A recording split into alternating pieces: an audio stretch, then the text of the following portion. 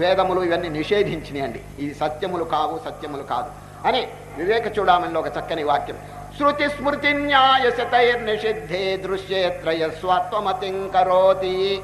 వేదములను కూడా నిషేధించిన దాన్ని నీవు అని చెప్పి ఎందుకు అనుకుంటావు? నీవు అవి నా స్వరూపం అని. తప్పు అది. శృతి స్మృతి న్యాయశతైర్నిషిద్ధే దృశ్యేత్రయ స్వాత్వమతిం కరోతి. అది నావే అని చెప్పి ఎప్పుడు అనుకుంటావో దుఃఖాన్ని కలుగుతుంది. ఉపైతి దుఃఖోపరి దుఃఖ జాతం నిషిద్ధ కర్తాస మలింలుచో యథ. మలింలు కంటే దొంగ తాను కాని వస్తువులు తీసుకుంటే ఎంత దుఃఖం శిక్ష అనుభవిస్తాడు చూడండి. అదేవిధంగా నాయన నువ్వు కూడా అనుభవిస్తావు. అది కనుక ప్రపంచ సంబంధమైనటువంటి ఈ నామరూపాలు, ఈ బంధం, ఇదంతా కూడా కొంచెం దూరంగా పెట్టి లగేజ్ బరువును తగ్గించుకుని బరువు లేనిటువంటి స్థితిలో మనం ఉండాలండి. సరే, భారమేమియులేకయుండన్న దృశ్య వస్తువు భారమేయని తెలిసి కోరన్న బయటి భారములోని భారము భారమంతయుతం